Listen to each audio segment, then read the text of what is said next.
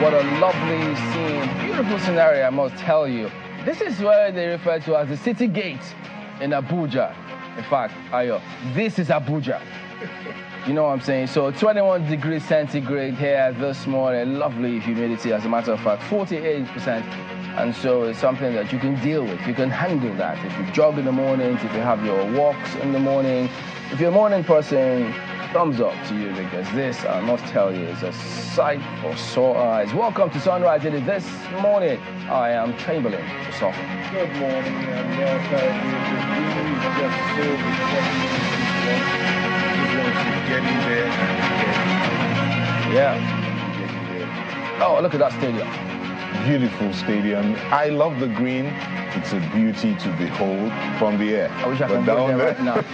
But down there, get busy and get fit. Indeed, that's lovely. a beautiful place. Ayo.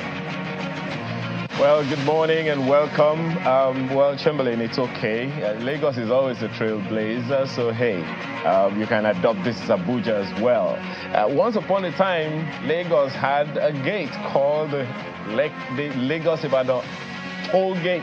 Right now, it's open. That's why we say this is Lagos. And of course, this is one of those roads, the major roads, arterial roads, that you will encounter when you come into the city of Lagos. This is Ikorodu Road via Maryland, and of course that U-turn is above the Ikorodu Road major highway, and then what you're seeing right there is the description of what the Maryland bus stop in Lagos, not the one in the US, is looking like. Good morning and welcome. I am Ayo Makinde. This is Sunrise Daily. Yeah, so lovely scenes to kick you into today as you go out there and do what it is that you have to do. But guess what? A lot is happening thick and fast in this part of the world. We don't seem to be ready to play catch up. You know what? Today, for instance, the Minister of Education is going to be opening this annual Robotic and Artificial Intelligence Championships. That is, I mean, the name gives it away. It tells you what to expect here today. So, guys, we expect this to birth a lot in terms of whatever generation it is. This should be a platform for a lot of young people to express themselves. I just see at the back of my mind where companies will be queuing up to get the expertise, the skill set of whoever or anyone who goes in there to do a thing or two. It's an annual thing, but if you go there, Chamberlain, what you see, the innovation in the mind of, like what Nigerians are able to come up with, it's amazing what you see those children come up with. Really amazing. I was going to say Gen Z. I don't know if there'll be any other Gen after the Z. Maybe we'll go back to the A to start all over again. But besides that one, there is a coalition of northern groups having a roundtable on security in northern Nigeria. We do know that has been a pressing matter, the matter of security, and so everybody is like all hands on deck. Let's find a way to end this once and for all. So all groups are gathering here and there in the north, south, east, and west. But this time, it's a coalition of northern groups coming together. I understand that one of the former heads of state, Abdulsalami Abubakar, is going to be there with some other people to talk about how to end insecurity in northern Nigeria. That's happening also today. Very interesting. Just hang on a minute, Ayo. You know, before you come in, we need to play this report where the Minister of Information talking about national values, national value charter. You know, we've always talked about our ethos. What is it that we can describe as a rallying point for anyone who is a Nigerian to say, yes, this is the hallmark. I am a Nigerian. These are the values that we ascribe or subscribe to or live by, the ethos. So this is a thing that the minister is trying to start up. So they put up a committee, they submitted the report, which they will go on and submit to the president. And of course, the NOA was on the show as well. He also did highlight how important, hugely important it is for us to get all of this up and running as our people. So I tell you, if we get this right, it just might be a lovely springboard for all and sundry, anyone, everyone, to ensure that we have something to hold on to. So it just might be a very lovely step. In fact, let's have you listen to some part of what transpired in that meeting with the Minister of Information and National Orientation. The Minister of Information and National Orientation in the company of agencies under the ministry is here to receive the blueprint for the National Values Charter. The minister had inaugurated a 10-man committee to develop the National Values Charter, which aims to define and document the core values that will guide all Nigerians toward national building. It gives me immense pleasure and joy to receive the blueprint of Nigeria's new National Values Charter. This event marks another milestone in our evolution as a nation. Values and consensus around what our celebrated national values should be has led to the elevation of immorality into a national lifestyle. We are therefore left with many serious questions that we need to answer as a nation. The National Orientation Agency, under the guardianship of the Minister of Information and National Orientation, will roll out the various socialization strategies to institutionalize the values in our national systems. The minister is expected to share the details of the document with President Bola Tinubu, who will be unveiling the charter later in the year.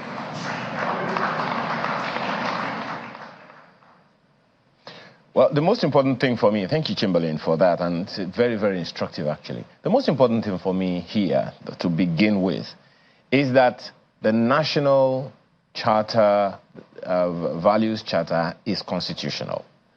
Section 23 and Section 24 is very clear about two things. 23 talks about the national ethics of dignity, of discipline, integrity, dignity of labor, social justice, religious tolerance, self-reliance, and patriotism.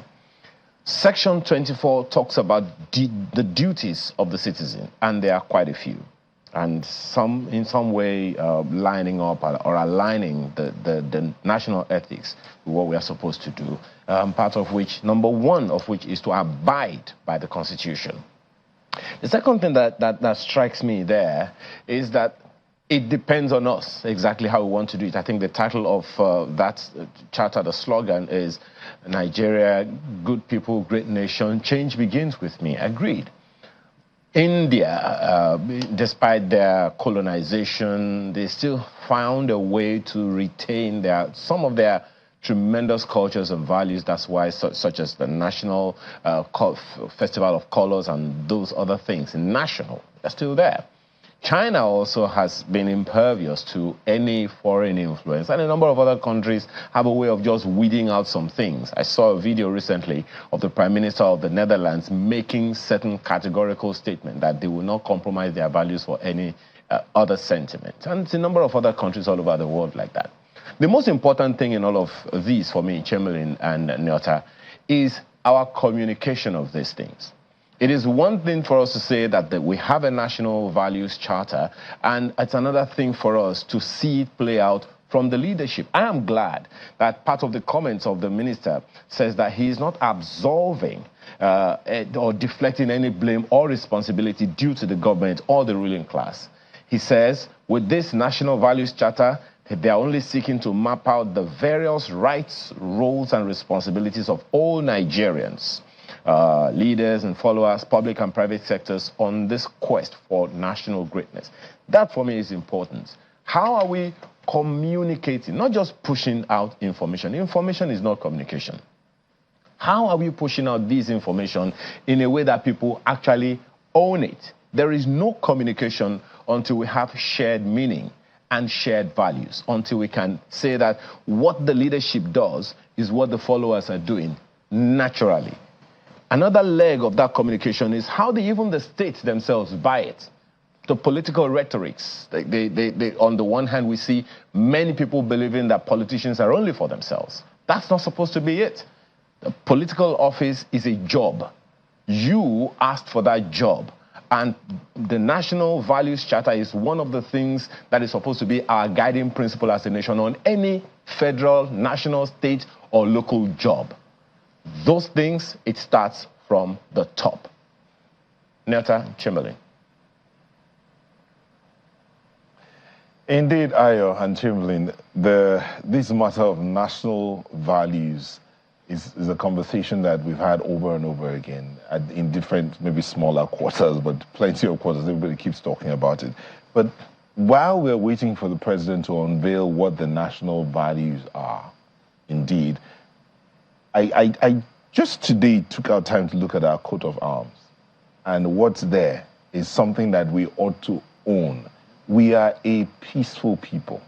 Nigerians, who was it? I think it was the coordinating minister of health that said it. Nigerians at every level, just give them the basic things. They're a peaceful people. They just want to go about their lives. Nigerians are a peaceful people. Yeah, in their only two way. Someone like Ayo can be. Nigerians are also, they are quite progressive when they want to be. But you see, the other side is, Nigerians are united and they're a faith people. If you leave Nigerians alone, it is when you leave them alone that they fight among them. But if you come at Nigerians from the outside, you see that Nigerians are quite united. At that point in time, a story I saw this morning also, going through the papers, a doctor was going on the road, saw an accident, came down from his vehicle, parked his vehicle, went in there to offer first aid service to the people that were, two people, an elderly lady and a young man on the floor. What do you do? Yeah. Give them first aid. And he did not ask, where are you from? What's your ethnic, what tribe are you from? Which state are you from? He did not ask those things. He just offered service, and after offering service, made a call for the ambulance to come take them for further treatment, and he left. That's what Nigerians are not. I need that video. So whoever, if you get those kind of videos, you have my number, right? So send them to me. I'll get the video, I'll send it to you, because it's something that we love this kind of people. We need to get back to doing these things where we are who we are. Yeah. And hospitable people, that's who Nigerians are. You said our ethos, we are a good people. We are a good people. Yeah, so need I say more? I mean, yes, indeed, office holders is a job, but not for jobbers. No. So they need to also have that at the back of their minds to ensure that things are done properly. So that said, let's take you all right through some of the dailies here today. And we'll start with Vanguard newspaper. Look at the lead story today. Standoff in Plateau. Well, it's still in Nigeria. I know they're peaceful people. But, no, they didn't remember any of those here today. Stand up in Plateau as police battle 16 sacked PDP lawmakers. The politicians, many of them do not care about being a peaceful people. They just want to get what they consider their mandate or it means to recoup their investment, as someone once said. Well. So, that's what you see here, how FG others gain 1.05 trillion naira from Naira depreciation. So there's a lot going on there. And then the FCC will be having a visitor today. We'll tell you about that, one of the former governors. So we'll tell you about that as we progress, hopefully, here today on the program. That's Vanguard. The Guardians, next one we have here, and they have that 225 broadband target dicey as 31 states remain underserved. That's what they're leading with, the Vanguard, as broadband or internet, what they call that, internet penetration. That's the way they put it. So 2025 broadband target dicey. 31 states remain underserved is what they're leading with here, and it really be good. I mean, talk about that. We'll talk about that championship, the innovation and digital age that we're in right now. We need to move, and this thing needs to be looked at. But that's what they lead here on the Guardian. That's it there. New Telegraph leads with something equally concerning, and if we get that national values right, maybe it aligns with the lead story of the New Telegraph this morning. Look at it. Japa. Nigerian youths won't emigrate if things are right. That's according to the federal government. Which federal government said this? Of Nigeria. But who on their behalf? Find out the details. Look at the writers. Says many Nigerians skeptical, disenchanted, blame security challenges, unemployment, corruption, failed promises. Others. FG committed to maintaining peace, harmony in all sectors, as ascribed to the Labour Minister. The stories you'll find on pages 2 and 7. Well, take a look at leadership newspaper here today. Insecurity is your theme. Probe terrorism financing now. Northern elders, CSOs tell Tinubu. Demand release of report on General Atahiru's death. Insists aircraft's black box has details of killing. Army keeps mum on General Ali Kefe's allegation. So that's a huge one, I tell you, on the front page. Leadership today. This Nigeria. Jostle for power sets Jos on fire as police 16 sacked lawmakers clash. That's the lead there with this riders. Only 8 legislators will be allowed in Plateau Assembly until issues are resolved, says Speaker. Anyway, well, that's a developing story, but we'll keep you updated. But that's what they lead with on This Nigeria, and it's on page 4. The Nigerian Observer has this one on its front page, something that's been a little concerning over time, and there is some relief, perhaps. Look at it. Relief as marketers to pay Naira for Dangote fuel. Yeah, so is it going to be Naira according to the dollar? I don't know. Well, the details you'll find on the front page. Look at the rider registration for marketers still ongoing at refinery. Don't know if it's Nyasa or Chamberlain that's also interested in owning one, but that's the front page of the Nigerian Observer today. Chamberlain, are you going to own? Are you going to be selling fuel from Dangote refinery? Aya says you should go register. Let him give me the form. Since he has details, help a brother out, Dad. After all, we're trying to come up with a national charter to help one another, be your brother's keeper. So start from there. I think that will go a long way, I tell you. Oh, look at Daily Trust next. 8 killed as fresh violence erupts in Plateau. Mosques, churches, houses burned. 24-hour curfew imposed in Mangu local government area. We've deployed troops, military. So, and then you see the not good. Not good. The pictures you see on the front page speaks volumes, guys. That's Daily Trust. The Daily Independent is the next one here, and they're concerned. They're leading with the concern of the INEC chairman. He says, year-round elections putting pressure on INEC. So what's going to happen? Are you going to do anything about that? What's the Yakubu? What are you going to do? Well, that's it. The Daily Independent. Year-round elections putting pressure on INEC. That's what they lead with. Something certainly concerning, no doubt. The Nigerian News Direct is next, and the lead story is talking about something everyone else has been talking about. BDC's lobby to resume publication of parallel market rates. What does that mean? The details you'll find on page 10 as Naira depreciates further against the dollar. What's it for you now? There's a number of other stories on the front page. Oh, I don't know why no paper really here led with this one. FAC allocates 1.13 trillion naira to FG states LGs in December 2023. That's the Nigerian News Direct today. That stands out, guys, in some of the dailies we reviewed here this morning. The front page of Leadership, for instance, where the CSOs or the elders are telling Tinubu, the president, to probe terrorism financing. And as much as the call is important, but several things. I know previous governments also did tell us.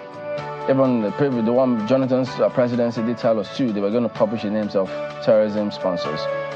Tinubu, Buhari government too, similar narrative. In fact, the court did say they should publish certain documents and details and some of these ones, but we didn't see any of those things.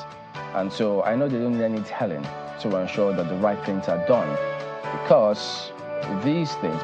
The other day too, guys, don't forget, it was the Minister of Solid Minerals who did say that powerful Nigerians are funding mining or terrorism, illegal mining. So they all know who these powerful Nigerians are. They keep telling us this thing. Look, I think what the people are interested in now, having told us repeatedly that powerful Nigerians are the ones behind it, it means you know who they are. So what is wrong in, if you can't publish the names, begin the process in court. And if we get to court, the details will be there for everybody. I mean, if you charge people to court, the names of those who you charge to court will be there to defend themselves. So that way, you could come through to the people saying, look, you're trying to be as forthright, as transparent as possible. But if you keep telling us all of those things, we don't see any action behind all of these things, then they will expect that, look, you might have something to hide. You know, well, Timlin, as much as we talk about these matters. Consequence management is one thing that needs to be taken really seriously. Consequence management. I'll give you an example with one of the things that is in one of the dailies that's really stood out. It wasn't the lead story, but stood out. EFCC arraigning a former governor for 4 billion naira fraud today, former governor of Anambra State. We keep getting these cases or these stories about this EFCC or the anti-graft agencies arraigning some of these public office holders, governors, former governors, ministers, as the case may be. Until we see proper prosecution to a conclusive end, we may never see an abeyance of this. It might continue. When you see people, all manner of allegations here and there, because the people are just going ahead. I can do it and get away with it. The other person got away with it, so I'll do it and get away with it. So let's see a conclusive end to some of these cases. As some will say, not media, let it not be a media trial. Let it be followed through and through. If indeed you're taking into court, just like they have other cases also. The EFCC talks about cases that they have. I'm talking about the Guardian here.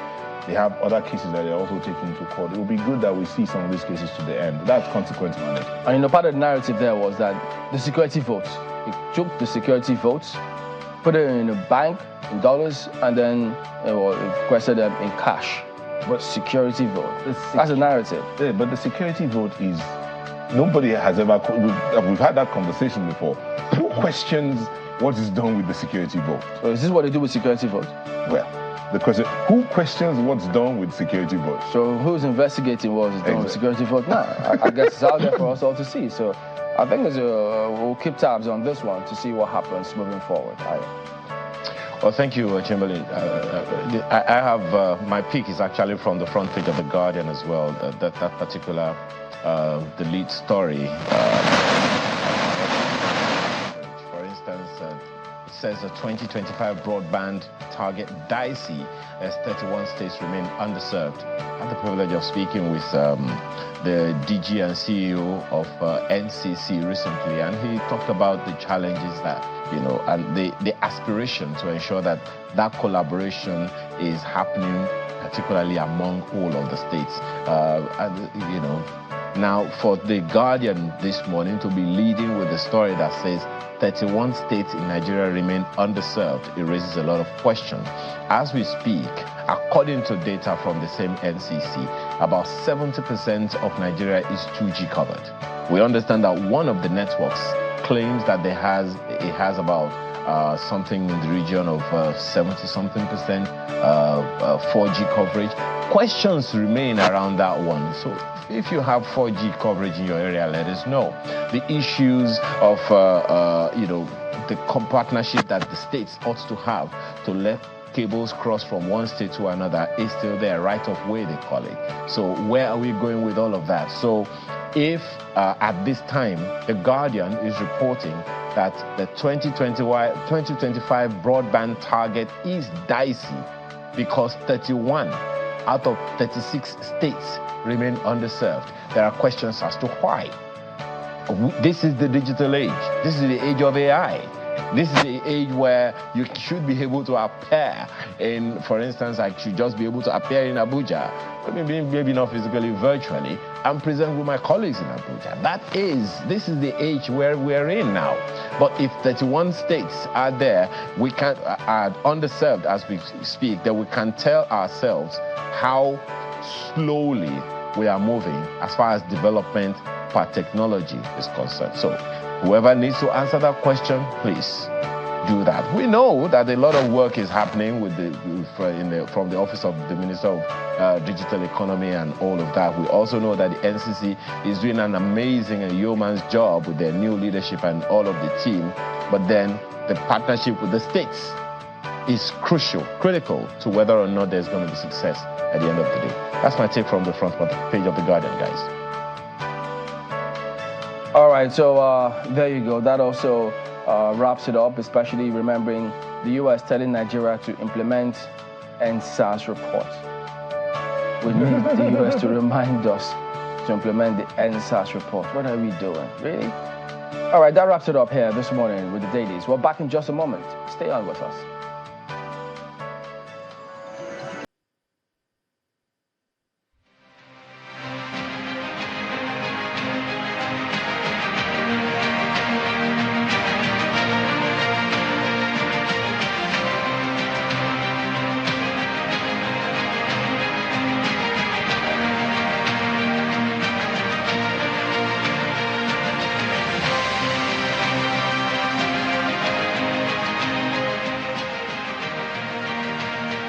We're heading to Plateau just this morning as a result of what transpired yesterday. So to shed some light on some of those scenarios that you might have seen play out, we've got those two gentlemen joining us virtually this morning. Mr. Daniel Nalong is a former majority leader for Plateau Assembly. He's a member of the APC. And we also do have Mr. Timothy Danton, who is a former deputy speaker of Plateau Assembly. He's a member of the PDP. Gentlemen, good morning and thank you for joining us on the program today. So, Mr. Daniel Nalong, let's start with you. So tell us, what's your reading of what happened yesterday? Well, thank you very much for the question. I want to truly, indeed, appreciate the efforts of the security personnel who actually came out to forestall any breakdown of law and order. But to be honest, I was actually disappointed and quite unfortunate that this kind of situation or Plateau State will always be on the media for the wrong reasons. When we say we are honorable members, we indeed need to be honorable in our conduct and in every, words that we speak.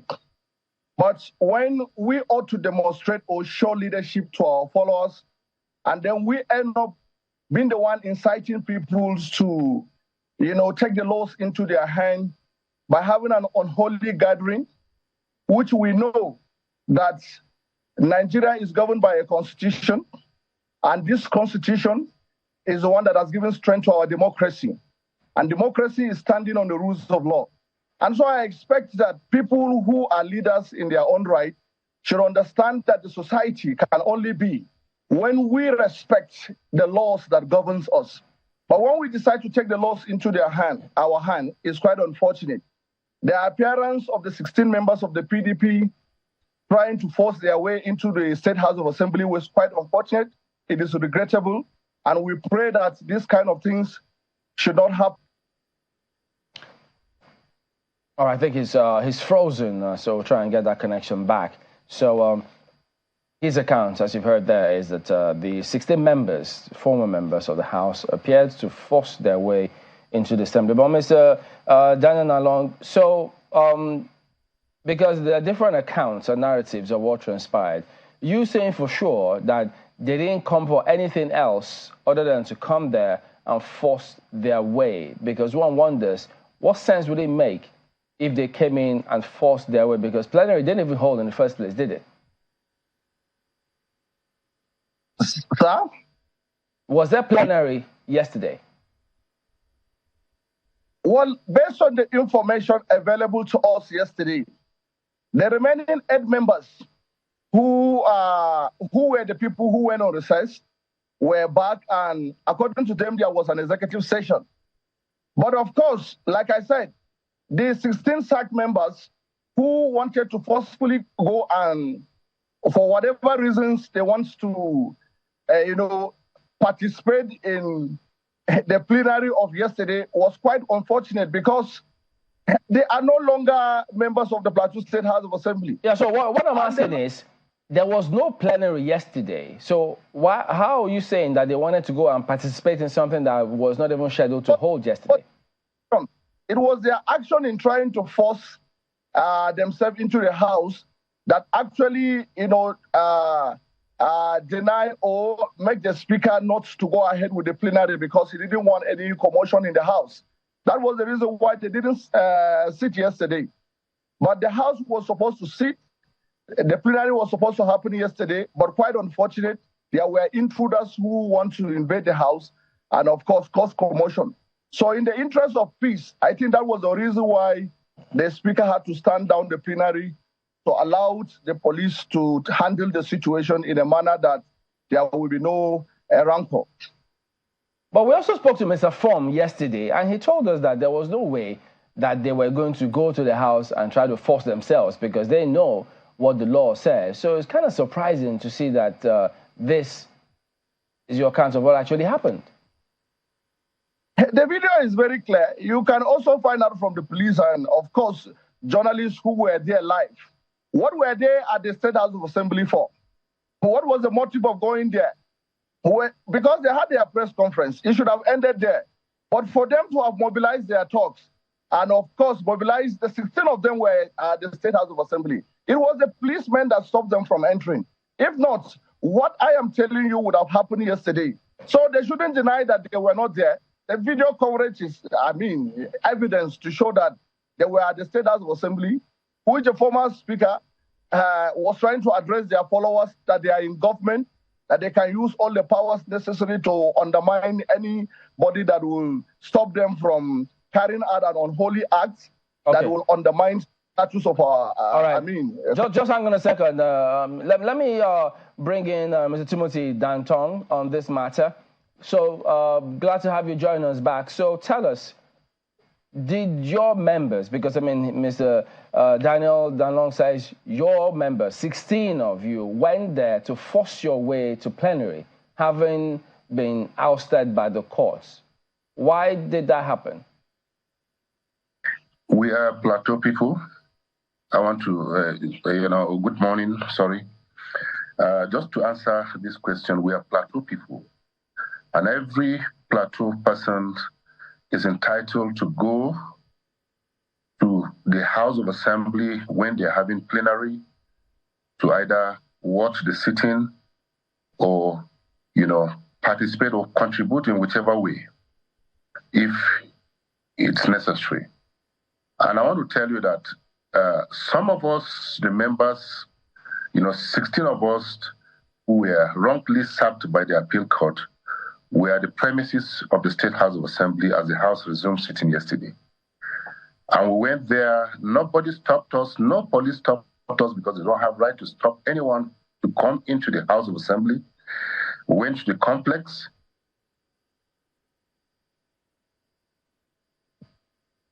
All right, I think his connection we lost that connection, so we'll try and get it back. But what he's trying to tell us, Mr. Daniel Nalong, you heard him. I don't know how much of that you heard. He said he asked Plateau people, they've got a right to go and see what's going on. And so maybe, hold on, I think we can still hear something. I think we've got him back. Mr. Timothy Danfo, are you there now? Okay, he's still frozen. But it appears as though he's saying that they went there not to force themselves on plenary, but going there as Plateau people. Listening to what he is saying, you don't need a prophet to tell you that the 16 SAC members who just ordinarily want to watch the plenary as though they were watching for the first time, or was there anything that was of great public importance that would have warranted them to want to go to the House of Assembly? So it is quite unfortunate. When we are leaders, let us speak to ourselves the truth. Democracy is standing on the strength of the rules of law. And as leaders, we must demonstrate it, that whatever happens, we should have the emotional balance to accept it in good faith. Just like we accepted the Supreme Court ruling. We would have mobilized our people to say that, no, we are not in tune with what the Supreme Court says. We would have keyed in and quoted Falana for raising some fundamental issues with the judgment of the Supreme Court. But because we are law-abiding, we didn't want to contest anything with the law. And that was why you couldn't see our members going there to foment any trouble. We were not there. But why at the 16th? I think you should give a better explanation to the people of Nigeria to understand the status and the caliber of people who ought to be members of the House of Assembly that we are already sacked. Okay. So, Mr. Nanlong, he said they had no right. He says they have a right as a people to go there to observe what is going on. Are you saying that they have no right to do that? I am not contesting their right, but could it be a coincidence that the 16 of them, having had, there was a press conference they had night before the 23rd, and they made it very clear that they were going to resume office on the 23rd. So if he is denying it, it's quite unfortunate. It's unbecoming of leaders who ought to demonstrate, goodwill to their people. All right. Just hang on, Mr. Daniel. Well, I think we'll have him back. So, Mr. Timothy Nanton, could you tell us then, because everybody knows, it's clear, because even the chairman of the party said you're going to do everything possible to get the mandate back. So how could you say that you were going there as Plateau people to watch proceedings? When people know that you're not happy that the court sacked your members?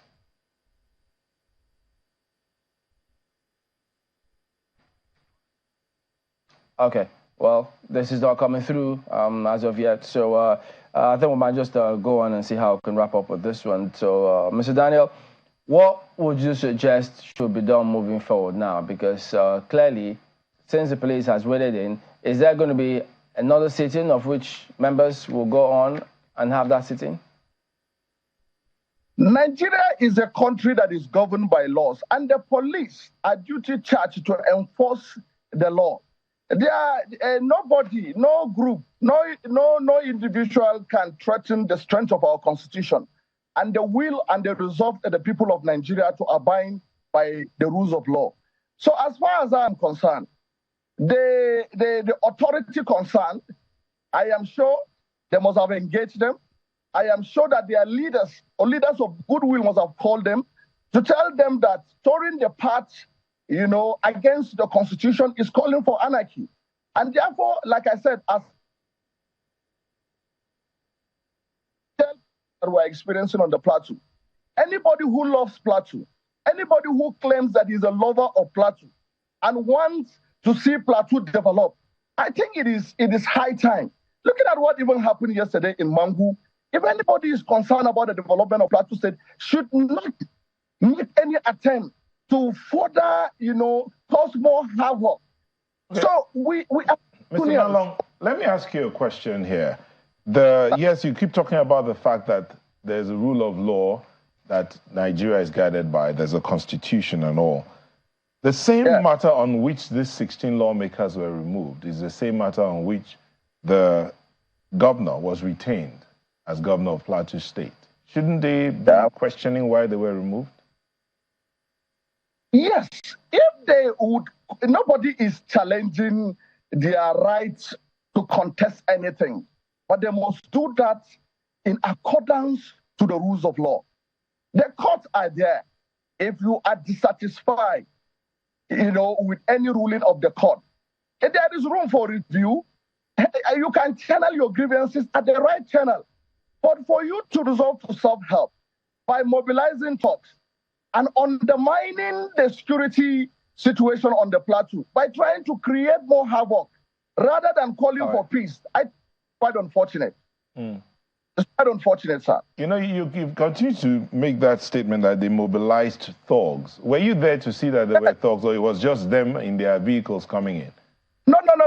They came alongside with thugs. They were chanting. So you were able to identify the thugs from the video you saw? I am a Plateau man. I was a member of PDP. I know what they are capable of doing. And screening from the video so far, you could see it clearly. A man whose eyes is rolling up and down. And the security people will tell you the caliber of people who came to the premises of the House of Assembly. The intention was to cause anarchy. And that was why we didn't submit to their level of thinking.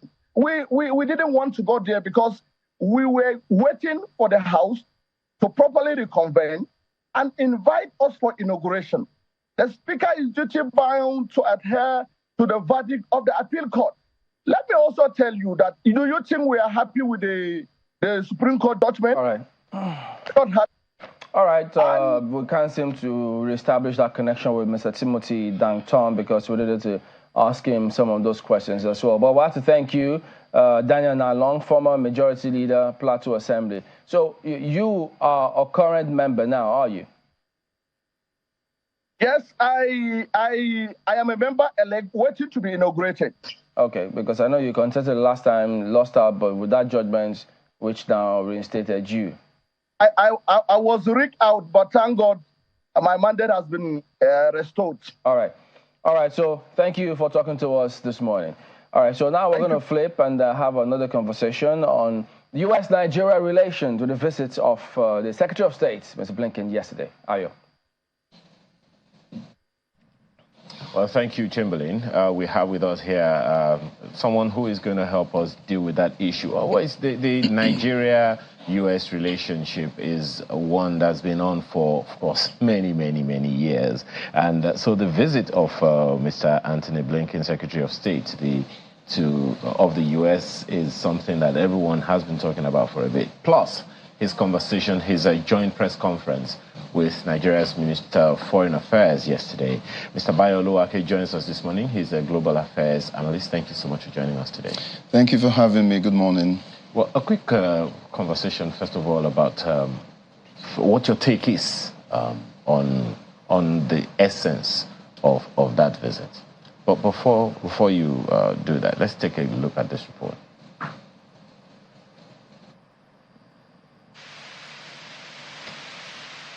The convoy of the United States Secretary of State, Mr. Anthony Blinken, arriving at the forecourt of the presidential villa. He's received by the Nigerian Minister of Foreign Affairs, who leads him into a meeting with President Bola Tinubu. The bilateral meeting holds behind closed doors. Moments later, Mr. Blinken emerges in the company of Nigeria's Foreign Affairs Minister to provide details on the discussions. They range from food security to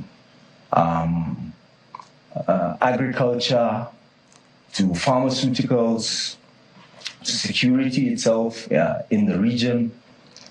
And President Bola Ahmed Tinubu brought up the issue of Nigeria's membership and participation in the G20, as well as the United Nations Security Council. Africa has shaped our past. It is shaping the present. It will shape our future. The United States is committed to strengthening genuine partnerships on the continent, to work to solve shared challenges, and also to deliver on the promise and the fundamental aspirations of our peoples. Nigeria, as Africa's largest country, largest economy, largest democracy, is essential to that effort. American companies are eager to partner with and invest in Nigeria's economy, particularly in the tech sector. We have tech giants that are teamed up with Nigerian partners to help meet President Tinubu's 1 million digital jobs initiative. Other companies are hard at work laying undersea cables, using satellite technology to expand access to the internet. Our tech incubators are fostering Nigeria's next startups. Our venture capital companies are working to finance them. So we want to work in partnership to help drive Nigeria's technological revolution, which is creating jobs, it's growing businesses, and it's spurring innovations in both of our countries. We very much appreciate Nigeria's leadership in ECOWAS to try to move to a return to the constitutional order and democracy in Niger after it's been disrupted. And we talked about building on the important summit that President Tinubu shared in December to try to see Niger get back onto the continent. The Secretary of State also addresses questions on supporting Nigeria's fight against insecurity and the drive for new investment from the United States. We are working to support Nigeria. We're working to support our Lake Chad region partners to strengthen the capacity of their security forces in a whole variety of ways to deal with insecurity. And yes, that does go to equipment, to technology, to weapons. Well, one of the statements made there by Mr. Anthony Blinken, Mr. Oluwake, is Africa has shaped our past, it's shaping our present, it will shape our future. What do you make of that? He's factually correct. But I hope it wasn't just diplomatese. It's factually correct in the sense that Africa is the cradle of human civilization. And all the, technology, for example, embalming of dead bodies, advancement in medicine, they were all in Africa, it's documented. So he's right when he said Africa shaped our past. Is Africa shaping our present? I don't particularly agree. I think Asia is shaping our present. No, I think he's talking about Africa shaping the present of the U.S. I take it to mean that he was saying Africa has shaped the global, the global environment. So if I'm right, then it will mean that, yes, I think Asia is shaping the present, but Africa will shape the future because the dynamics and all the indices are in favor of Africa. You know, most vibrant population, young population that's growing. If you look at all the demographic statistics or forecasts that have been given, Africa is going to be perhaps have one of the largest vibrant and productive populations, you know, very soon. So to that extent, I agree. And that's what you asked me, so that's my take. But then, how about, you know, some of the contributions that have been promised by the U.S., you know, some of the supports, questions were asked of them at the press conference yesterday about the U.S. intervention or not, a U.S. contribution to the conversations going on in Niger and a number of other countries in the Sahel that are occupied by, you know, non-democratic leaders. What's your take on all of that intervention and support that Nigeria is purportedly getting from the U.S.? I think that, first of all, at the moment, the U.S. is engaged, or rather, I think the U.S. is seemingly overwhelmed by, one, its engagement in the Ukraine-Russia conflict, and now its engagement in the Israel-Hamas conflict, and then, of course, its engagement in the unfolding developments in the Red Sea. You know, the efforts being made by forces in that region to influence developments in Gaza, but of course they are acting on the Red Sea. So the U.S. is actively engaged in all of those places. And I think the visit of Mr. Blinken is essentially to demonstrate that the U.S. has not relegated Africa, off its radar, and hasn't taken Africa off its radar. Basically, that's the way I see it. You know, but so now if you come from there to look at what the U.S. could do in terms of all the, stability or stabilizing West Africa, I think that we will really need some time to delve into that, simply because we have certain developments that are yet to be completely stabilized. Take Libya, for instance. We know that what happened in Libya was instigated by the Euro-Atlantic powers, and the consequences of what we are suffering in the Sahel, and even in our own part of the sub-region, is directly or indirectly also influenced by what has happened in Libya. So to deal with all of these issues, Libya has to be pacified. Okay, and even though we are talking of West Africa, we will not stabilize West Africa if we don't pacify Libya, and if we do not deal with what is unfolding in Sudan. Don't forget that the only country separating West Africa from Sudan is Chad. If we do not keep Sudan stabilized, given the fact that you have a multiplicity of armed groups in Sudan, and given the proximity of Sudan culturally and all that to some other countries in West Africa, I think we will not be dealing with completely with the issue. So the U.S. has to play more roles in those theaters to stabilize those theaters, and then whatever will be done in West Africa will have more, impact.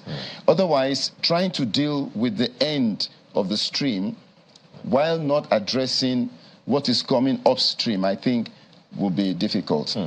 Interesting. But, back at home, Nigerians are more concerned or interested in economic benefits, growth of the country. One of the ways in which the previous federal government tried to deal with the Naira-dollar issue was to measure the relationship between Nigeria and China, for instance, in terms of economic activities, consequent upon which they came up with the idea of the currency swap. Do you see that kind of thing affecting, if the government decides to go on with it, or with any other country at that? Do you see that kind of thing impinging on Nigeria-U.S. relationship? I think first we look at the trade volume between Nigeria and the United States. In 2022, our exports were 5.2 billion. I think our imports were 5.4 billion. We've had a trade deficit with the U.S. of $177 million. I don't know what the figures for 2023 are, but for 2022, deficit of 177 million. At one point, the U.S. was our largest importer of Nigerian oil. She's no longer that. So our trade with the U.S. has been declining, while our trade with countries in Asia have been going up. At a point, India was our largest was the largest oil importer from Nigeria. I don't know whether that is still the case. So you will see that in terms of comparison, we are tending more. Our trade with Asia is growing. Even if you look at defense, because we've had security issues in Nigeria, so in the last 5-6 years, we've had to buy a lot of equipment, devices, and platforms. Previously, we used to buy predominantly from Western countries, United Kingdom, Italy, and the United States. Okay? Yes, maybe the Air Force of recent, we have bought a lot from the US, the Super Tucanos, and now we're buying some helicopters from them as well. So, but largely, our trade with the US has been declining, our trade with Asia, and in fact with Europe basically, while our trade with Asia has been going up. And that is what is going to continue, because Asia is the powerhouse. So it depends on what we really want, how we see our relationship with the United States going, and how we denominate that relationship, and then, or whether we want to rejig or revive or create new frontiers in that relationship. But otherwise, the figures are pointing towards Asia. And understandably so, the US will want to enhance relationship with us, because the US is also in the global marketplace, is competing. Just like you saw the German Chancellor visit Nigeria suddenly, not too long ago, looking for gas, because they no longer get gas from Russia. So we need to now denominate and determine in what direction. Even though our trade with Asia is growing bigger than trade with the Euro-Atlantic powers, there are still a lot of things we can do with the Euro-Atlantic powers. And I think that is part of what has informed the visit of Anthony Blinken. Do you see the 4Ds, the federal government's 4D foreign policy play out in this conversation, in this visit of the U.S. Secretary of State so far, or with any other foreign powers as yet? In other words, I'm saying, how beneficial do you think Nigerians will see this conversation, this visit of the U.S. Secretary of State? I think, I mean, the U.S. is a dominant power. It's a dominant hegemon. So any visit, you know, by especially the Secretary of State, which is a very influential position in the U.S. administration, is welcome. And it signposts it signposts that for us, we are still on the radar, you know, of the U.S. Now, in terms of what the 4Ds of this administration, I'm sure it was discussed in bilateral, you know, off the camera. You know, what we are seeing publicly is a talk about us wanting to get American support to be part of the G20, wanting to get American support to get a seat on the Security Council, and so on and so forth. But with due respect, I don't even think these are the issues. We need to secure the territorial space of Nigeria. If we do not secure the territorial space of Nigeria, everything else that we are talking about doesn't fit, because we need to secure the country. The country has to be stable. And yes, the U.S. can play a role there, you know, not necessarily also only in terms of weapons, but in terms of how it responds. Because it does look like for the U.S., once there's a disagreement with another state, the first option is military. So we need to influence American policy to shift from that, because when they always make this recourse to the battlefield, it creates so many consequences, some of which they don't bear, and we have to bear that. So I think we need to try to influence U.S. policy in those areas in order to help stabilize our own territory.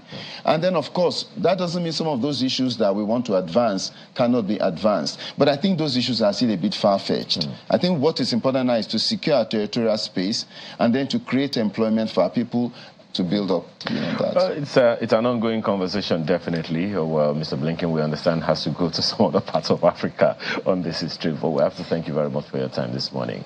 Bayo Oluwake is a global affairs analyst. Thank you again for your time. My pleasure. Well, you were talking about business the other time. It's time for business. Ini, what's the market saying?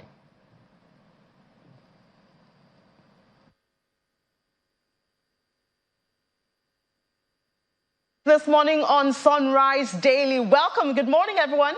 Welcome to 30 Minutes of Business right in the middle of Sunrise Daily. Let's start with the global space, with what's going on with grains. Chicago soybean futures rose further on Wednesday, with prices climbing to their highest in more than a week on support from short covering, although expectations of record South American supplies limited against. Let's look at the number right there. Soybeans, we see, is in the green, 0.2%. The price is now at $12.41 for a quarter of a bushel. And we can tell you that commodity funds were net buyers of CBOT soybeans, soy meal, soy oil, corn, and wheat futures contract yesterday. So you see soybeans is also up 0.2%. And then also looking at some of those factors driving the prices for corn, attention was turning to planting for Brazil's second annual crop. Forecasters expect lower production from Brazil's second corn crop, reflecting a smaller planted area. There we have corn up, talking about corn right there, 0.2% up at $4.47 for half of a bushel. There are also doubts about Chinese demand that are also providing headwinds to the market, with Brazilian exports posing stiff competition to the United States. You know that the U.S. is getting a lot of competition from that Asian part of the world. Now we go to global oil. Oil soared between modest falls and gains on Wednesday's traders, weigh the impact on prices stemming from escalating geopolitical tensions, concerns over tepid demand, and a stronger dollar. A lot of factors pushing the oil market at this time. The front month March contract for Brent crude, we see right there, it's up 0.44%. That's a lot of movement, you know, at $79.92 for a barrel. WTI from the United States, that's the U.S.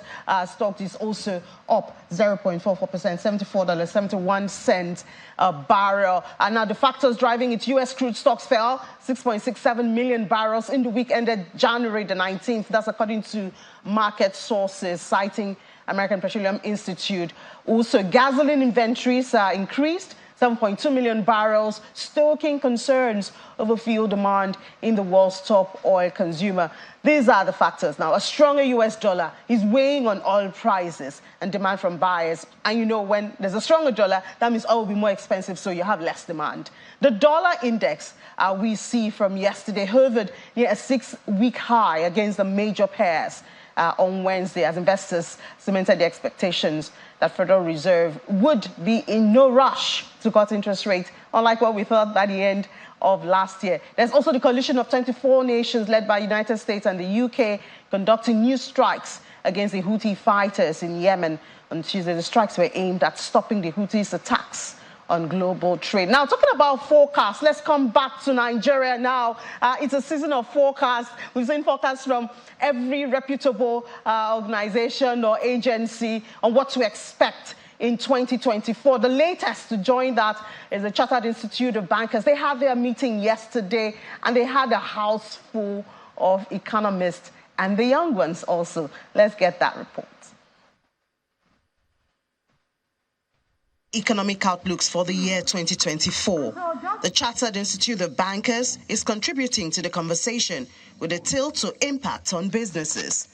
The experts in related fields are in attendance, but also are the youths. Exposing them to the realities of doing business in Nigeria is the intention. That this step was necessary. President of CIBN, Mr. Ken Okpara, joins virtually. He welcomes the panel and other attendees and leaves the floor for discussions. The tone is set by the Director of Monetary Policy at the Central Bank of Nigeria, Dr. Mohammed Tumala, who represented the Deputy Governor Economic Policy. The forecast from the CBN is optimistic for 2024.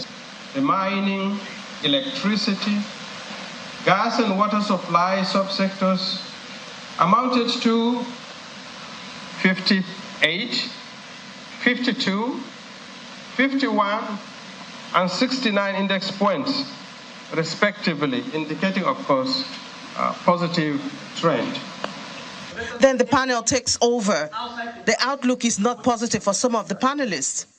If if you have a material increase in cost of lending or cost of credit, what you are going to witness is that these sectors, which I have mentioned that are growing at very slow rates, will not be able to generate the kind of cash flow that will enable them to be able to meet their interest payment obligations, and talk less of loan principal repayments. So you're going to have increase in default. 2024 should also be a year to look closely at the gas sector. Nigeria's potential with gas, value-wise, is greater than what we extract from crude oil.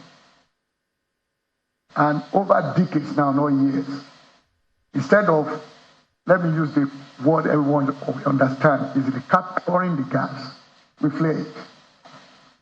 And then, of course, we had investment in LNG, as you said.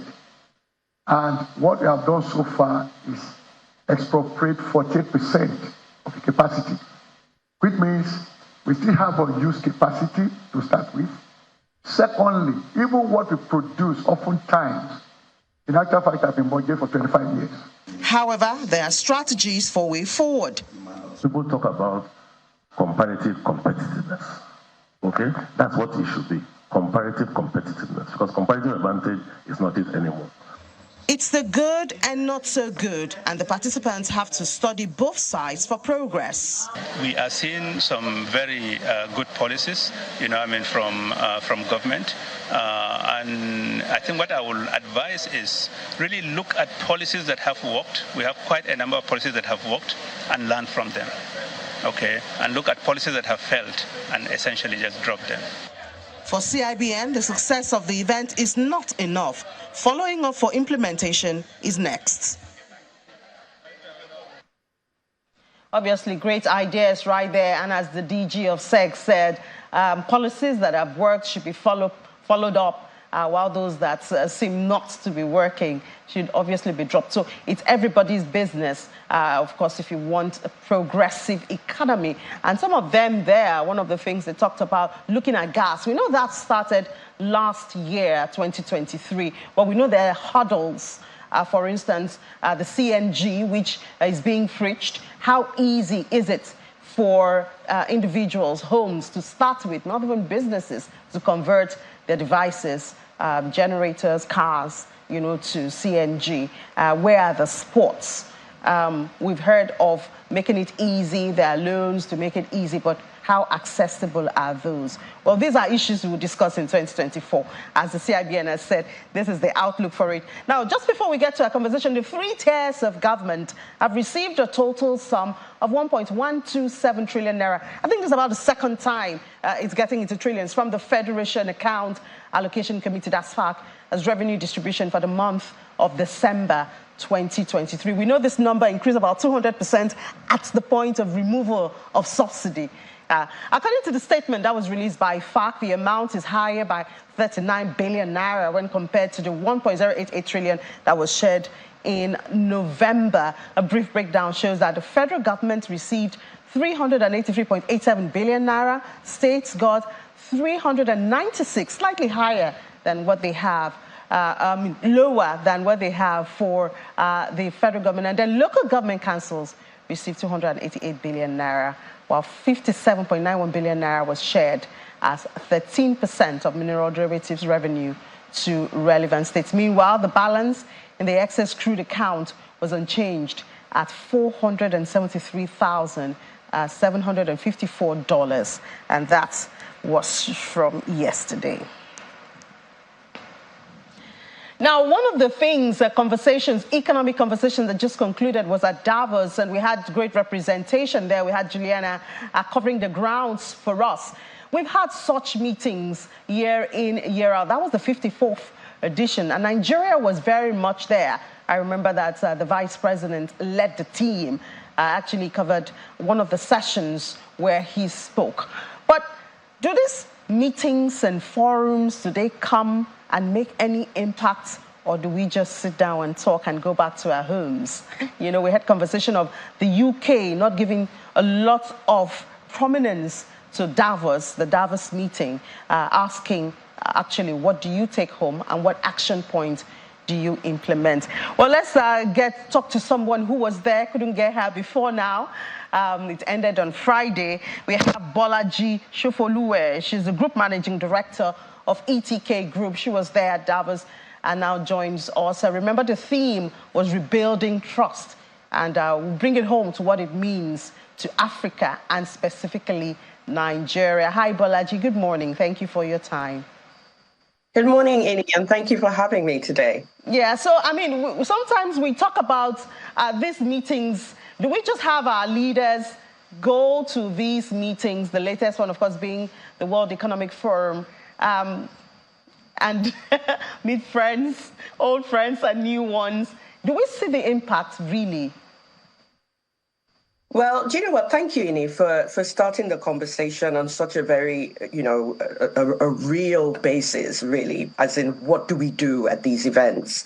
ETK Group has been facilitating trade between Africa and the rest of the world for the last 14 years, and we've done this in 34 different countries. And the central theme, every time we try to connect businesses, every time we try to facilitate trade and investment, is trust. And one thing I can tell you for a fact is that even though the theme for this year was rebuilding trust, I have argued that there was no trust in the first place. African countries are always on the high-risk categories for several banks around the world. So how do you then facilitate very simple trade instruments such as letters of credit, etc.? And so when the world leaders come together to discuss, they come from a very different perspective. They're not really there understanding the grind of the businesses on the ground, actually trying to transact internationally. And I think in the future, they really do need to bring in more business leaders, not necessarily the Dangotes of this world. They need to bring real business leaders facing constant challenges that actually are the wheel for global trade to the table to bring their views and air their views at these meetings. So, I mean, I like to be real. I like to really feel. So I hear you when you say the real businesses, not like the Dangotes. These are the big guys. But how do you see that process? I mean, I know about Nigeria. I live in Nigeria. I've lived in Nigeria my life. So when you talk about, for instance, getting the real businesses in Nigeria, for instance, we talk about the reality of getting them on board. Do we have the government reaching out to SMEs or at least medium businesses, reach out to the entrepreneurs, sponsoring them? Because we know recently the federal government has cut, the entourage that travels and all of that. And it's all in the bid of reducing expenses. So do you see it going that way if we really want to make these things count? Right. So I wanted to just correct an impression. I wasn't actually at Davos, but I was watching Davos very closely, and I watched Juliana's coverage as well as my other friend and other television stations' coverage quite closely. And one of the reasons for that is there is almost no space for smaller businesses to make themselves, relevant at these meetings. However, what I will encourage from from government leaders when they're going to these kinds of events would be to have, if you like town hall meetings to discuss the opportunities that they are looking at and the barriers and challenges that they are facing to be able to take advantage of these opportunities and take that real world perspective to these meetings so that they actually feel the effects of these high level conversations. This happens all the time where smaller to medium sized businesses feel locked out of major discussions that affect their day-to-day activities. So we had a conversation on our news at 10 on Sunday, this weekend at the close of Davos and all of that. And analysts there did try to compare attention given to, for instance, Africa Economic Forum, which is local, at least to us on the continent, and things like World Economic Forum. And it seems like countries like Nigeria benefit more from trade with international and not African. And that's one of the reasons, you see a lot of attention given to those. But when it comes to like African Economic Forum, we hardly hear of it or see so much interest. Apart from the fact that we still go to these meetings and then come back. I mean, for instance, the meeting has ended since Friday. I don't know if there are meetings to transfer knowledge or connections, you know, even at the end of it? Or even a published communique, Ini. Thank you so much for that. One of the things that, you know, that should be the focus of African governments, an Africa Economic Forum, where there are conversations about how they can trade better with each other. Obviously, we've seen that the legislation is in play, the regulatory framework is in play through the Africa Free Continental Trade Area Agreement.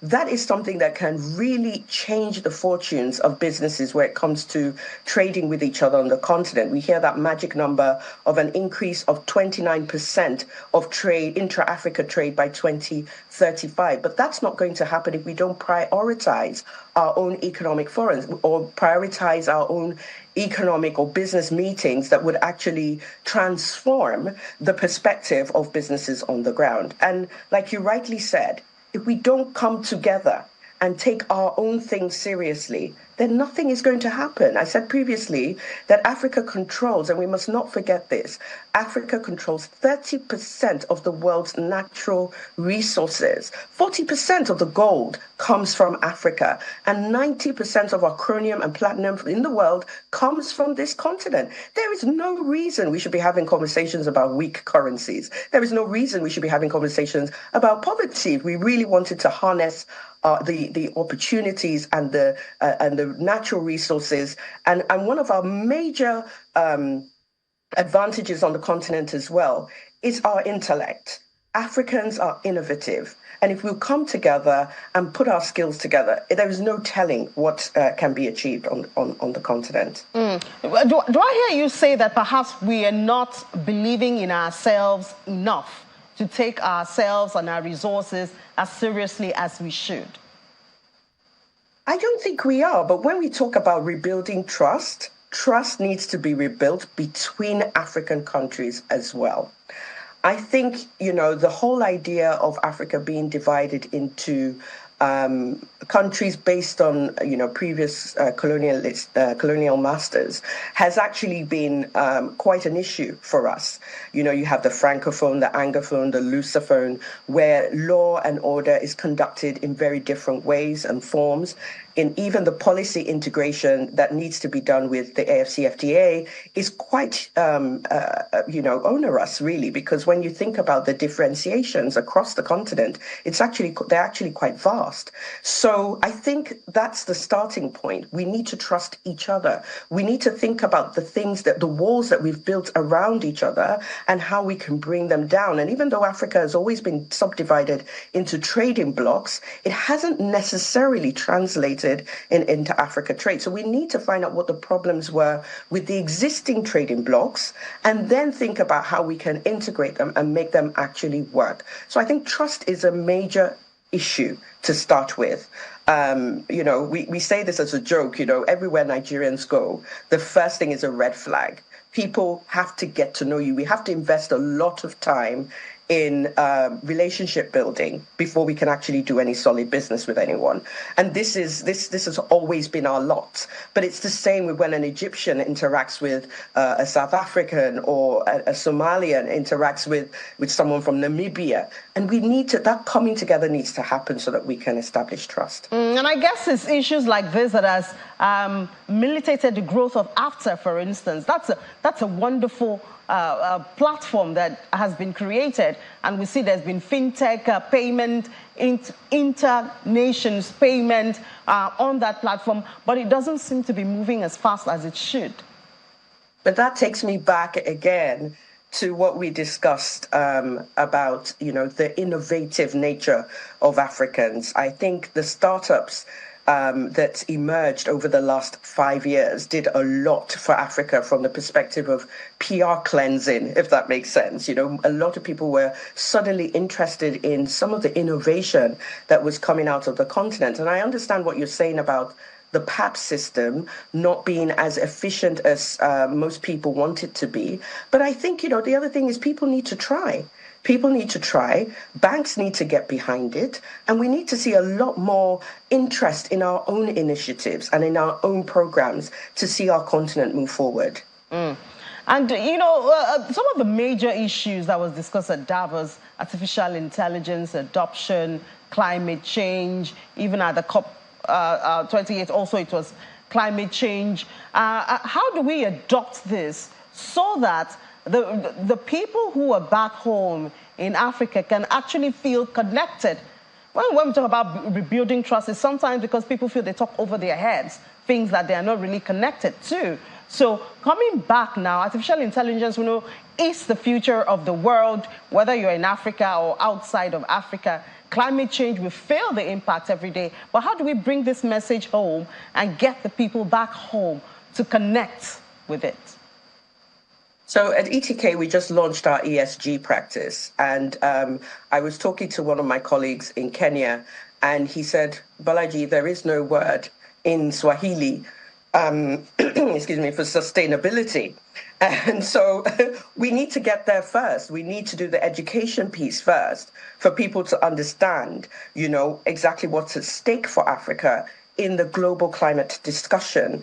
Do Africans actually know that we are suffering most of the effects of climate change in the global south, and we're the least offenders? You know, are we carrying a voice of confidence to global meetings to discuss some of these issues? And are we making sure that mitigating factors are being put in place to reduce pollution and to introduce practices within our businesses that make our businesses sustainable and climate friendly? And all of these conversations, there's a whole education piece around it first before you can actually work with businesses to implement them.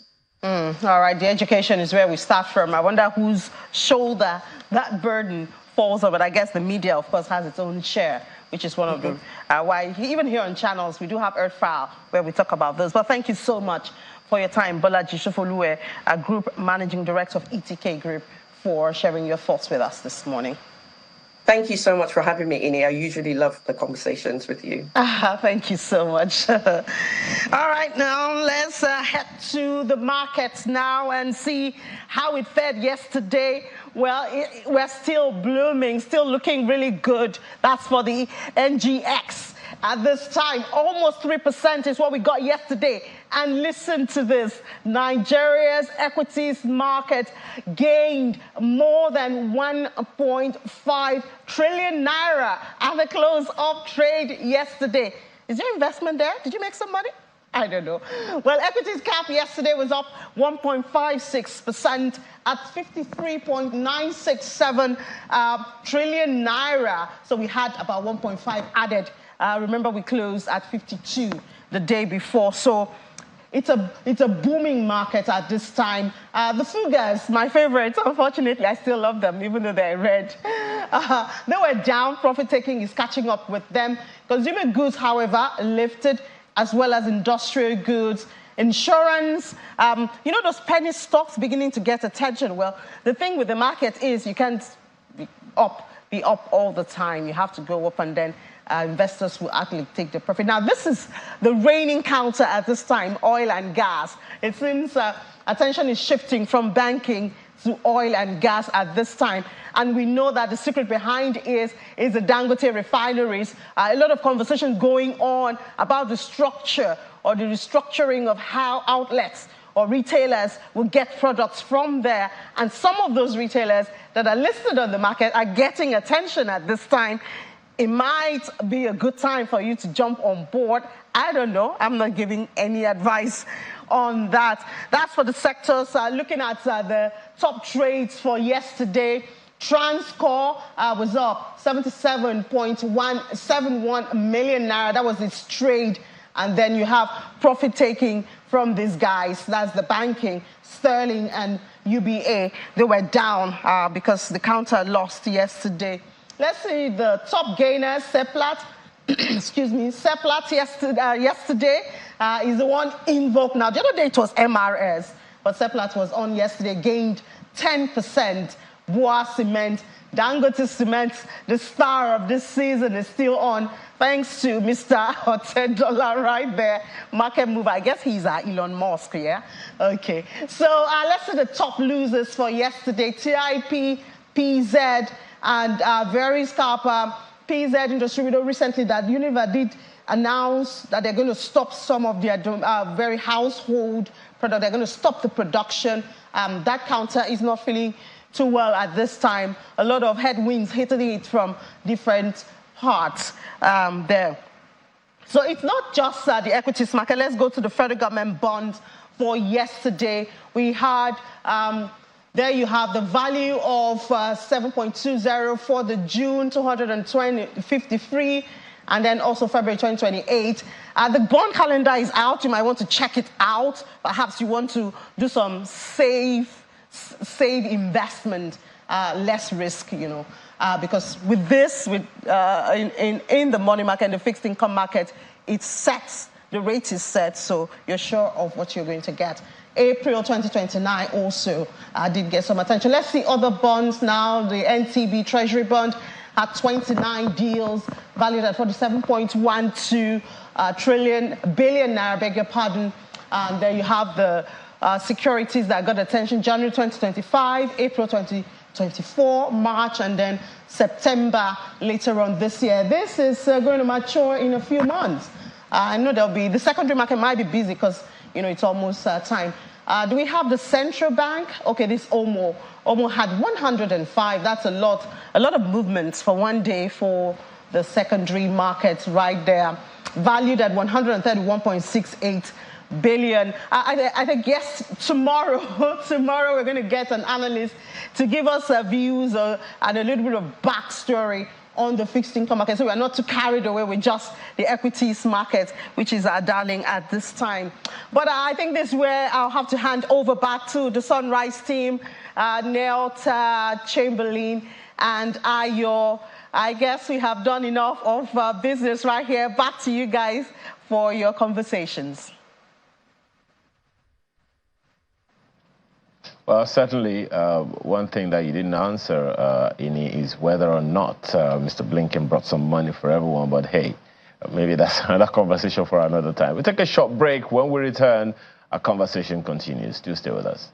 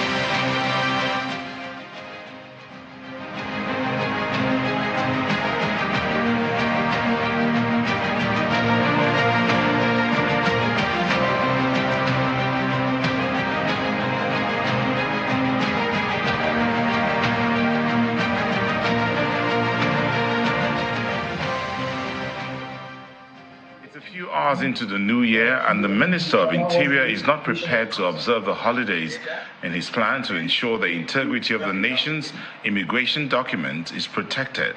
He convenes this special meeting with senior management of the ministry and the Controller General of the Nigerian Immigration Service to address some of the issues affecting the Nigerian passport. In all our offices now, we've been able to build 2 layers of internet network. So the first one, second one. So there's backup, there's redundant line. So we'll have in Nigeria. He wheels out plans to ensure the document is not issued to non-Nigerians.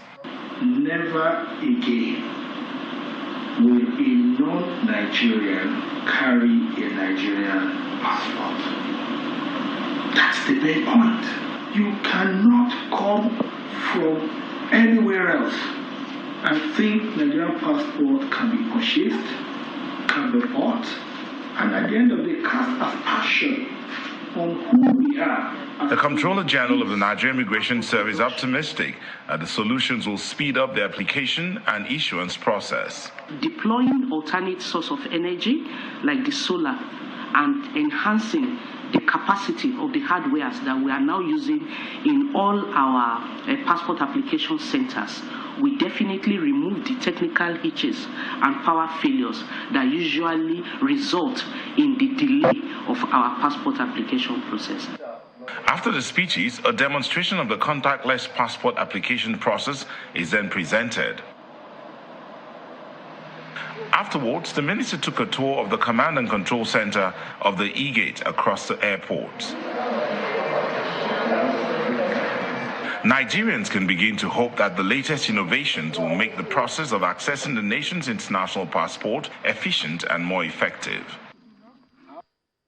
All right, so those are part of what we'll be talking about this morning as we're joined by Wurola, who is the Controller General, Nigeria Immigration Service. We also do have Kemi Nanda, Deputy Controller General, Nigeria Immigration Service. Good morning. Thank you for coming on, both of you. For having me. Okay, let me start with you. I mean, what is the latest update? Where are we now about this contactless? I mean, that's the word we heard there. So is it fully contactless, or what exactly is it? Thank you very much. Before I address your question, please kindly permit me to use this medium to first and foremost thank Nigerians for the feedback that we've been getting from them. They have been helping us. And I also want to thank the federal government, because the federal government has supported the ongoing process. They have helped us with extra budgetary interventions. Through our minister, Dr. Olubunmi Tunji-Ojo, he escalated our needs to the federal government, and they have attended well to us. So where we are presently is what we refer to as the automation of our passport application process. You talk about this contactless. It's in phases. Currently, our first-time applicants still have to go to our passport offices to get their biometrics captured. First-time applicants. But from February 8th, everyone who is applying for passport, especially for renewal, they will be doing the contactless applications, because for people who have Nigerian passports already, we have their data, we have their biometrics. So from the comfort of their homes, they can apply for renewal or reissue of their passports, and they will be able to deploy their biometrics, like their fingerprints, which we will now compare with what we have in our database. If everything goes, then we will be able to issue them the passport they are applying for. So you're saying that from February? From February, right? From February 8th, people like Chamberlain don't have to be captured? Yeah, because I'm not first time. They have my biometrics. So you're saying from February 8th, people like Chamberlain don't have to recapture? Okay. My attention has just been called to it by my colleague here. It's March. Okay, it's March. But then, after March, you don't have to go back for a recap once you've been captured before? Yes. Because I've asked that question, why is it that anytime you want to renew your passport, you have to come back and do a capture again? So with this automation system, that's sorted out? Yes, that will be sorted out. Okay, so what about how seamless is the entire process? Because those who are going for the first time, because I mean, time was when if you go there, they'll tell you come back in 2 weeks, in 3 weeks, and things like that. So what should people expect for first timers now? First and foremost, like I said, the application process, it's done online. Yeah. When you do it online, we on our portals, the provisions are there. When you apply, you see the entry point there for first-time applicants. They apply, they make their payments, and they book the date for appearances. And then they are able to upload the supporting documents and even their passport size photograph. They will check on, we have the provisions for the names of our passport centers, the ones that are most convenient or closest to them. They take that, and the dates will be given automatically. And then they will go to the passport centers of their choice. Their biometrics will be taken, and the passport will be processed. You know, we have our the back-end work of screening the applications if everything goes, we approve for production. So is there like a timeline for all of these things to happen? You want to comment? Yes, like the CG said, we're making it as seamless as possible. And from inception, that's January 8th, which was when we went live, we've received over 46,000 applications. So it shows you that Nigerians... First-timers or it's want to renew? Both. Both. So it shows you that Nigerians actually do understand what to do. We've had a little problem in terms of, it's just about 4% of, the people who have not been able to either upload the right document or upload the proper specific photographs, because the system we're operating right now has to do with them uploading the right document and also the right kind of photograph. So what is this 4%? Is it that if one uploads a document and it's not the right one, yes, the system automatically rejects it? It doesn't let you go further. It doesn't let you go further. Okay. Yeah, so it's either in the queue or it tells you, or if by any chance you upload the wrong document, we can query it and tell you that, listen, this is the wrong document you've sent. And we have an email. You have to give us your email and we'll send you a message to tell you that you are being queried. So it's either you come to the office or you can go online to your email address and address the issue there. So is it like an automated email? It's automated. So you can get it almost immediately? Immediately.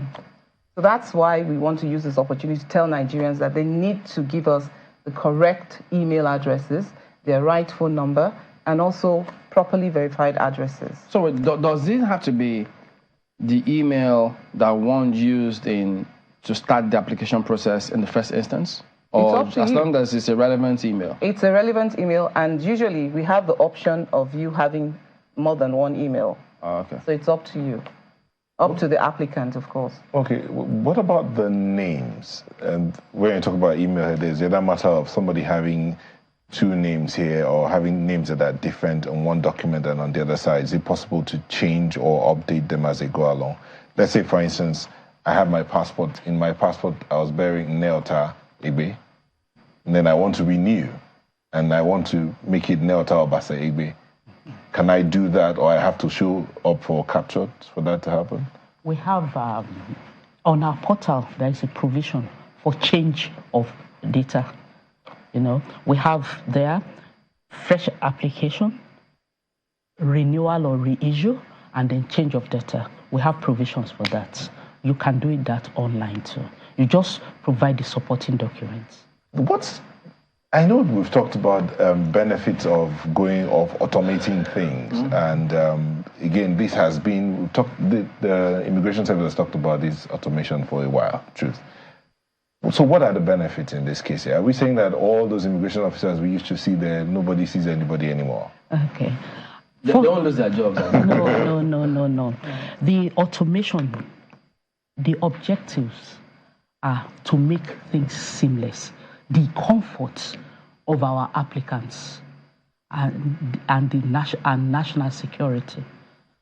You see? And you see, I will give you a scenario. Particularly Nigerians in the diaspora. I'm very familiar with Canada. I lived in Canada before.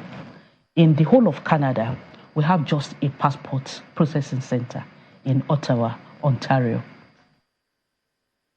Consider a family of maybe 4 or 6 living in Vancouver, British Columbia. They need to renew their passports. They will have to fly at least 4 solid hours from Vancouver to Ottawa. If they are not able to complete that process that day, they will need to lodge in the hotels. And consider the discomfort, consider the cost, consider the risk. When our process is fully automated, for renewal, they would not have to do that. From the comfort of their room, they will be able to apply, because if they are not first-time applicants, we already have their details in our database. Do you understand? So at the moment, yes, we're not fully automated yet. Like I was trying to say earlier, by March 8th, that will be applicable for from March 8th, all people applying for renewal, they will be able to do the contactless biometric capturing. So you understand? With renewal here, does it apply? Is there a time limit, so to speak, or if I had a passport, say, because of the cumbersome nature of things before now, I had not renewed my passport, or maybe I didn't have a need to travel, and maybe I got that passport, say, 2015, and I have not traveled, and I didn't bother to travel because of the nature of things. And then now I'm saying that, okay, the passport's expired, it's 5 years, expired long ago. Do I need to, am I renewing here, or am I going to get a fresh, do I have to go through a fresh process? It is renew, you are still renewing your passports. So even those as old as, say, 1980, for instance? The Nigerian Immigration Service has a robust database of all passport applicants, especially the electronic passports. Okay. The electronic passports. We have the records of all applicants who have ever processed or applied for electronic passport. So if you had the other passport, if you didn't have the electronic passport, you have to come back. Yes. If you all those passport of those days, you understand you may need to apply after. Okay. So can you tell us, what are these 4%? What's the common error that they make that needs to be corrected? Thank you. When we went live January 8th, Nigerians woke up to a totally new ways of doing things. And before now, they were not used to uploading their documents or even the passport photographs. So now what they need to do, they need to upload all these reader documents, and they also need to upload the correct standard passport photograph and had their specifications to that. It's all stipulated there? It's all stipulated on the website. Okay. So that usually is the main problem we have with them, because most of them, Nigerians, you might not know the background has to be right. It's the white background, specific, the size of the passport photograph itself. It must be very clear and sharp. You mustn't be smiling. You mustn't be frowning. You must, your head must be in a neural position. I mean, a proper official passport photograph. So that's one of the key problems we've actually been having with the uploading of those breeder documents. It's initially the passport, but then a lot of advocacy has been going on. We've been trying to enlighten a lot of people to let them realize that, listen, this is a system. It's out there for you, to benefit you, it's to help you. It reduces the timeline. It reduces human interface. It reduces a lot of stress. You can sit down in the comfort of your home and actually just apply for your passport, international passport. So the people are now getting to understand this system, and we're getting a lot more traffic, and it's good. So, what's the time frame? Well, first of all, do we still have a lot of queues of people waiting to get these passports? Not really. You see, the time frame we are looking at, because of the screening that we need to do, we are looking at 2 weeks. Time frame from application, from the point of application to the point of production. 2 weeks. All right, Ayo. Let me quickly, I just have 2 quick questions for you, ladies. One, to be clear, is it e-passport as in digital passport when people can, just flash their phones, they have the digital passports on their phones, or it's you are just digitizing the process of collecting the physical passport? Which one is it? Or is it both? Or is it both? Do you understand what I'm saying, madam?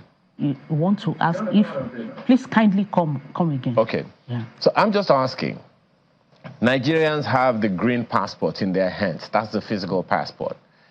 Some might understand this e-passport issuance process as just digitizing the process of collecting that green passport. Some also might understand it as getting an e-passport, electronic passport, just the same way NIMSI put out a digital version of the national ID card? Is it one or both that this process is about? We are talking. Okay, thank you so much. For all intents and purposes, you just have to have you still have to carry your passport. Okay. The green passport. All right. We are talking about the application process. Okay. For the application. Okay. Our passports are called electronic because of the microchips that are embedded in them, which contains the information of the applicants. Okay. They can be read through some the devices, but you still have to carry the physical passports. Okay. The second thing that I want to quickly ask, maybe I should ask Madam Kemi this one, Kemi Nandab. Anyone Googles e-passports portal Nigeria, one of the things that you will find, the first link, the first of the search is an ngconsulate.info page, and then Nigeria Immigration Service page. But we know that that's portal.immigration.gov.ng. We also know that reports have it that the one that is official for this passport processing is passport.immigration.gov.ng. Which one exactly is the website? I'm trying to avoid, people being misled. Okay, thank you. The actual one for you to get the application is the passport.immigration.gov.ng/application. That's where it will take you directly to the to the website for you to do your application. Okay. Just to also be clear, there's quite a list of... Yes, go ahead. I say, and also there, once you're online, it gives you a brief story or, of how to go through the process to make it easy for you, to make it as seamless as possible, what you need to do, the specification of the passport you need to upload, and the type of document you also need to, depending on the category of passport you're trying to apply for. Well, on that, we try to make it as user-friendly as possible. Yes. On that as well, I also noticed that in getting the e-passport, in the process of getting that thing, the passport, as you have said, there are quite a number of requirements or recommendations. For fresh applicants and for those who are renewing, what is the difference in the data that they have to present or upload? Well, now that, this is a new system that we're just starting, so we've decided that whether renewal or fresh, just upload all breather documents. It will also help us to archive and have build our database. Okay. So for now, it's more or less the same. You need your date of birth, your indigent certificate. If it's a married person, you need your marriage certificate and all the necessary documents right now. So for both the fresh and the renewal, we want all the documents, uploaded for our own, system as well. We're trying to build our own database as well. Now, yes. I know that, your name. Yes. Madam spoke about the back-end verification process the other time. You have to be a Nigerian, you have to know your parents, you have to give all kinds of data to prove that. And I heard the minister saying never again will a non-Nigerian hold a Nigerian passport. Take us through the process of how people need to upload the correct documents and how, if you can, give us that information, will Nigeria be able to confirm that indeed I'm Nigerian? And what's the assurance that people have, Nigerians have, that non-Nigerians will not be able to hold a Nigerian passport and flash it as theirs? Basically, what we're doing, we're meeting with critical stakeholders, such as the National Population Corporation and ALGON, that's a local government chairman, because an average Nigerian will have to go to their local government area to get their certificate of indigenship. So we're hoping, and we're actually working, tirelessly with these stakeholders to make sure that they also have a proper way of documenting these certificates. Because whether you like it or not, we have to work with them, because they give us the reader documents that we use to ensure that you're actually a Nigerian. And secondly, we also have officers, even if we say it's seamless and it's contactless, we still have officers on ground to do secondary checks to make sure that the person sitting in front of you to either be captured or for biometrics is actually a Nigerian. So we have various levels of checks and ways of actually making sure that nobody who is a non-Nigerian actually gets gets our passport. Because priority for us is the integrity of our passport. Beautiful. Let me ask CG this one. There are a number of people who will wonder, okay, to step in the right direction, fantastic initiative. But then at the end of the day, we still have, even though Nigerians don't have to interface with individuals, it is human beings who are at the back end of this thing. What's the plan to insulate this process from compromise or from being compromised by Nigerians? Especially because a good number of people will say, well, this was the cash cow of some people. Now that you are cutting it off and making it contactless, they will not be able to make money anymore. So what's the plan to insulate the system from compromise so that it is sustainable? Our personnel are trained, and we have a monitoring team that will also be supervising the activities of the people who are doing the screening. And as a matter of fact, we are aware of this, and we have put some checks in place, and our people are aware that there will be consequences. We make scapegoats of erring officers, and there will be, severe consequences for people who do things that are contrary to the ethics of our profession. That's what we can do. What about if somebody is a non-Nigerian and already has a passport and just wants to renew, and then he can do it from the comfort of his home? What do we do about that? That's why we've said that initially everyone must upload their documents, whether certificate of indigenship, your birth certificate, everyone, and it must be certified by either a high court or NPC. So these are checks we've put in place. And then even if you're coming to capture, there's always officers on ground. We do our secondary checks. And this for those who are renewing. Yes, even renewal. This is coming to capture. Oh, you have to come and do your biometrics. For renewal? Now. Yes, for now. Oh. Oh, yes. I thought it was only for those who are registering that you already had the biometrics. Oh, no. Even renewal, you must come and do your biometrics for now. Oh, until so that's exactly until we have a very good database that we've confirmed that all renewals we have now, we have their fingerprints, we have their data, and we verified that yes, they are who they say they are. I have this message from it says it's Paul Jaisimi, I guess. It says trying to expand it. It says, I did capturing since October at Abuja till now. My 32 pages passport is not ready. It says you should kindly attend to this because they said government didn't bring materials. I don't know what that means. Well, I was in Ikoyi and also Alausa on Monday. I discovered so many passports that have been produced that applicants do not go for. Exactly. Yeah, they're there, And as a matter of fact, since I came on board with the support of the Honorable Minister and our technical partners and service providers, we have never been short of passport booklets. We have booklets. So it is not true for any passport officer to tell the public that they are in short of materials.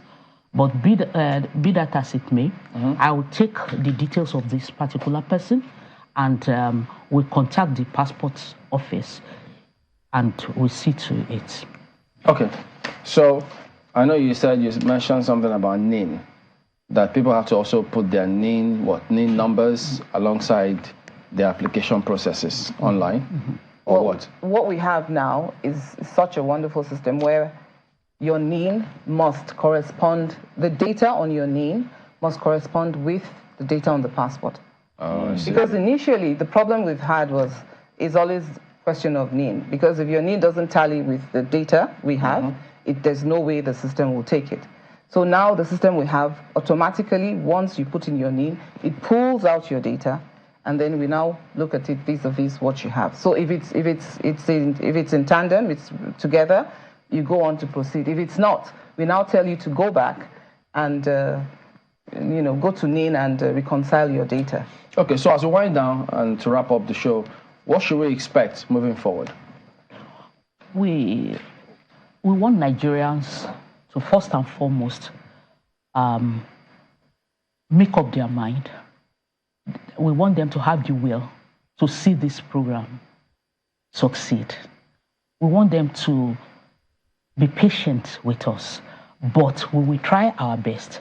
Nigerian Immigration Service is prepared more than ever before to make sure that we enhance our services with technology, and we are determined to ensure that we put an end to the hardship, to the difficulties that Nigerians used to encounter prior to this time in passport applications.